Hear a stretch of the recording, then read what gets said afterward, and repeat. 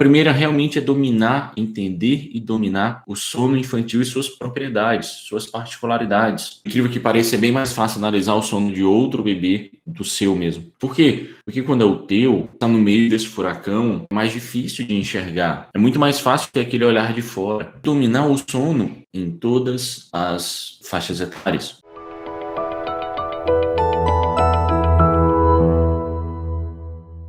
Porque, assim, o teu filho vai estar crescendo, então você vai estar muito habituada, por exemplo, à angústia da separação. Você está vivendo a angústia da separação hoje. Você vai estar muito habituada a isso, você está procurando, você está pesquisando, você está vivendo, você está sentindo isso na pele. Mas aí chega um bebê de 2 meses para você. Chega um bebê de 18 meses para você. Aquele de 2 que você nem lembra mais o que foi que aconteceu. Você nem lembra mais dos 2 meses do seu bebê, que esquece mesmo. Chega o outro com 18, você não viveu isso ainda. 0 a 3 meses, a gente tem esterogestação. Você precisa dominar, lembrar como é que foi para quem já viveu, para quem é mãe, estudar. Tem esterogestação que é muito tranquila. Tem esterogestação que é muito pesada. Estudar, dominar esses assuntos. Não é porque a sua foi muito pesada que é de todos serão. Não é porque a sua foi muito tranquila que é de todos serão. Então é preciso entender para estar realmente quase que vivendo a mesma coisa que essa mãe está vivendo. De 0 a 3 meses tem imaturidade, tem aquela incapacidade de fazer uma transição de ciclo de sono, tem ainda uma produção de melatonina, ou não começou ainda, ou se começou ainda está bem meia boca. Não dá para ter aquele desenho do sono, aquele desenho tradicional do sono, de um ciclo mais longo, ciclos mais curtos. Esses são os primeiros passos do sono do bebê. Quando chegar um bebê de 3 a 6 meses para você,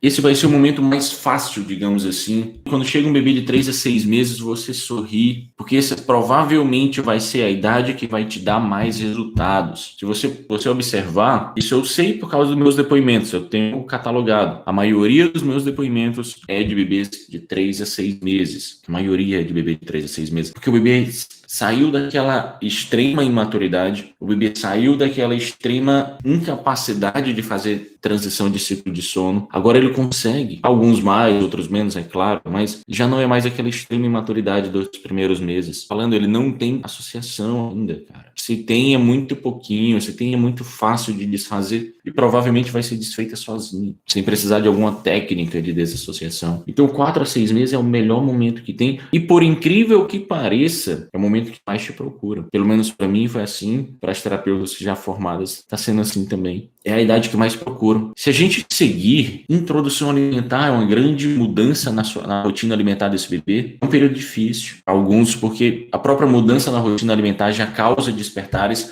Toda mudança de rotina pode causar despertares. Essa mudança nessa rotina alimentar pode causar desconforto. Quando o bebê nasce, ele tem um intestino imaturo. O próprio leite materno causa cólica, causa gases, causa desconforto. O intestino amadurece. Essas cólicas passam. Aí entra os 6 meses, aquele intestino que agora está maduro para o leite, vai começar a receber alimentos diferentes. Então, esse intestino de bebê de 6 meses ainda é mais ou menos imaturo para esses alimentos sólidos. E claro, alguns mais, outros menos, não tem regra. Cada bebê é diferente. Mas é um intestino mais imaturo para esses alimentos sólidos. E aí isso pode causar desconforto, pode causar cólica, disquesia. Mais ou menos tudo aquilo que a mãe viveu nos primeiros meses de vida, ela pode voltar a viver aos 6 meses. Tudo isso causa despertar no bebê. E ainda tem a angústia da separação. É um marco do desenvolvimento, provavelmente vocês sabem o que significa, mas é um marco do desenvolvimento. É consequência, na verdade, de um marco do desenvolvimento chamado noção de permanência do objeto de pessoas. E essa noção dessa permanência, o bebê antes ele não sabia. Ele não sabia onde é que a mãe estava. Se a mãe saía, ele ainda achava que a mãe estava ali. Eu gosto de brincar que o bebê é meio egocêntrico nos primeiros meses de vida. Depois disso, ele começa a perceber que a mãe nem sempre está com ele. Ele começa a perceber que o mundo não gira ao redor do umbigo dele. Ele começa a perceber que o cordão umbilical foi cortado. E ele começa a perceber e a não gostar disso. E não só não gostar, a reagir muito mal quando ele percebe que ele se separou da mãe. Isso é a angústia da separação. Quem já viveu sabe bem como é. Quando chegar uma mãe de 6 a 9 meses, ela provavelmente vai estar vivendo isso. Se ela tiver voltado ao trabalho, provavelmente vai estar vivendo isso. Mas aí você passa para 9 a 12. O que tem de 9 a 12? Porque na angústia da separação, o bebê já reage mal à separação. Quando a mãe tem que voltar ao trabalho, paciência, algumas têm mesmo, é uma separação muito mais demorada. Uma separação que demora muito mais. Angústia da separação sozinha causa inúmeros despertares? Não, causa não. Angústia da separação sozinha pode causar alguns despertares pelo estresse do bebê, principalmente a demora a voltar a dormir, a demora a aceitar o berço de novo, porque ele não quer se separar da mãe. 9 a 12 tem o salto de 9 meses, tá? Alguns acontecem um pouquinho antes, normalmente é por aí. Se não o pior, é um dos piores saltos, um dos saltos, não dá para dizer pior, covardia dizer pior, que é algo que está trazendo desenvolvimento para o bebê, mas é um dos mais difíceis. Por quê? Porque o bebê muda muito nesse período de 9 meses. O bebê é aquele bebê que agora ele tem uma forma de locomoção muito mais eficiente, agora ele se arrasta, desenvolvimento cognitivo muito avançado, ele se desenvolve muito cognitivamente, ele aprende a imitar, então quando você dá tchau, ele vai dar tchau também, quando você bate palma, ele bate palma também, ele aprende a fazer o movimento de pinça melhor do que antes, isso é fundamental para a nossa vida, esse movimento, e a maioria dos bebês desenvolve a sua linguagem de uma forma bastante eficiente nesse período, é o bebê que começa a falar mamá, papá, tanta mudança assim, costuma deixar o bebê mais assustado nesse período, nesses primeiros dias. O problema é que, às vezes, não são só os primeiros dias, são as primeiras semanas. Normalmente a angústia está acabando, aquele pico da angústia da separação está acabando entre 9 e 12, tem um salto. Se tivesse que escolher qual é o período mais difícil, 6 a 9 ou 9 a 12, eu diria 6 a 9, que é 9 a 12. E se alguém aqui tem um bebê de 9 a 12 meses, provavelmente você não está concordando comigo. Entenda isso, lembre disso, isso vai acontecer muito com vocês, quando vocês estiverem fazendo os atendimentos de vocês, tá? Isso vai acontecer muito. O período mais difícil para essa mãe é sempre aquele que ela está. O período mais difícil, o período mais desafiante é sempre aquele que ela está. Quase sempre vai achar o 4 a 6 mais difícil que a esteira de gestação. O 6 a 9 mais difícil que o 4 a 6. O 9 a 12 mais difícil que o 6 a 9. Por quê? Porque ela está no meio desse furacão. A gente que está de fora tem a obrigação de saber discernir isso. E depois de um ano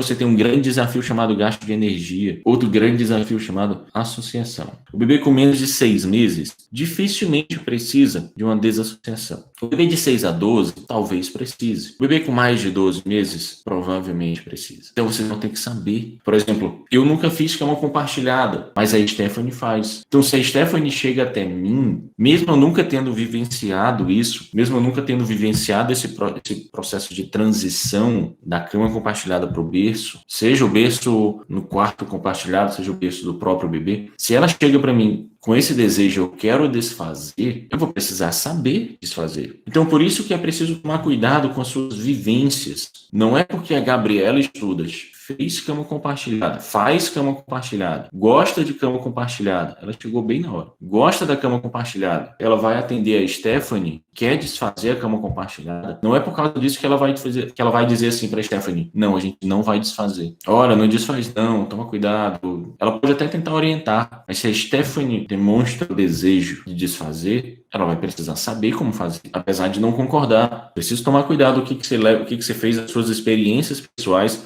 Elas te ajudam de um certo ponto, mas elas podem começar a te atrapalhar também. Então, depois dos 12 meses, é gasto de energia e associações. São os dois grandes desafios. Todo esse ajuste do sono é dividido nos 4 passos do sono do bebê. Primeiro passo, conhecer o bebê. Segundo passo, determinar as causas para os despertares. Terceiro passo, o ajuste da rotina propriamente dito. Quarto passo, desfazer associações. Sempre nessa ordem. Qual é a segunda etapa para você se tornar uma terapeuta do sono do bebê? A segunda, conhecer a mãe. Eu não posso agir de forma igual com todas. Então tem muito disso. Tem mãe que você precisa pegar e acalmar, e tá tudo bem, a gente tá aqui. Tem mãe que já vai chegar até você, por incrível que pareça, ela já vai chegar até você questionando, meio duvidando que funcione. Aí você pergunta, tá, mas então por que veio? Porque ela não tem outra saída. Confiada porque tá tudo muito difícil, só quer ouvir que vai ficar tudo bem. Então você vai acolher, justificando, a gente vai fazer isso por causa disso, disso, disso. A gente vai ajustar a rotina alimentar, a gente vai começar aqui por conhecer, o primeiro passo, conhecer o bebê, por causa disso, disso, disso. Talvez ela não queira nem ser acolhida, não. Ela só quer saber o que fazer. Estou aqui passando pelas birras Meu bebê antes dormia bem, agora está sendo 2 horas para fazer dormir. Eu preciso saber o que fazer. Precisa começar a aprender a diferenciar isso, certo? Esses diferentes perfis e como lidar com cada um. E a gente chega na terceira etapa. A terceira etapa é ser conhecida. Em 2018 foi 2,5 milhões de nascimentos. Em 2019, 2, alguma coisinha, 2 milhões e 300, 2 milhões e 400, algo assim. Ano passado caiu um pouquinho, por causa dessa coisa, desse tempo que a gente vive, ficou em 2 bilhões e um pouquinho. É muito bebê nascendo todo ano. Ou seja,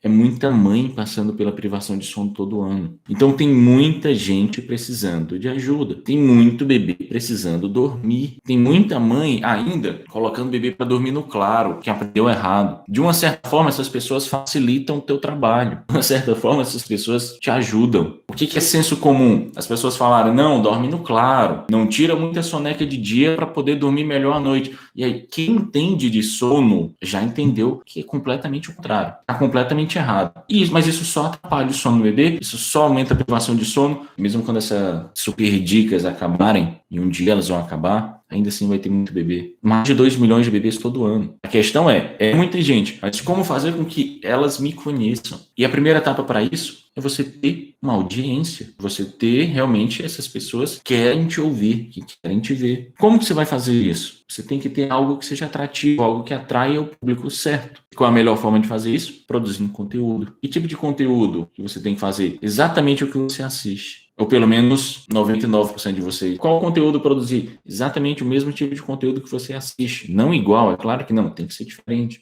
Mas aí é detalhe. Essa é a melhor forma de você criar uma audiência. Vocês estão aqui hoje que eu fiz conteúdo, que eu produzi conteúdo. Vocês estão aqui hoje para construir audiência. Então você vai precisar transmitir conhecimento, provar que funciona. E o principal, identificação. A pessoa se identificar com você, a pessoa sentir verdade naquilo que você fala. Vamos supor, só um exemplo. Ana Paula é mãe de uma bebê de 12 meses.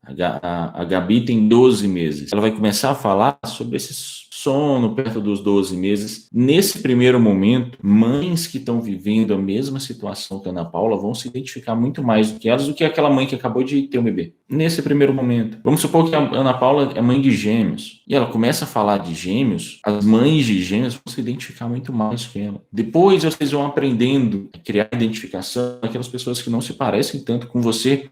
Quer um exemplo disso? Vocês estão olhando para um homem barbudo, com uma filha recém-nascida. Eu já criei identificação com um monte de gente. E aí é a hora que vocês ainda não apareceu no chat, mas aí é a hora que algumas de vocês devem estar pensando, mas eu não quero me expor na internet, tá? Mas eu não quero ficar fazendo posts, lives, etc. Muito melhor se fizer. As chances de você conseguir mais e mais, ajudar mais e mais mães é maior. Tanto ajudar no conteúdo gratuito, como ajudar no conteúdo pago também. Ninguém vai ser obrigado a produzir conteúdo. Agora, se você está no marketplace e você está fazendo conteúdo, as chances das mães chegarem até você são maiores, tá? Isso é claro. É obrigado? Não é, porque você tem essa via aqui. Mas se você pode ter as duas, eu aconselho que você tenha as duas. 3 etapas. 1, conhecer o sono, dominar o sono em todas as suas diversidades, conhecer a mãe, entender os diferentes perfis de mães. 3, ser conhecido.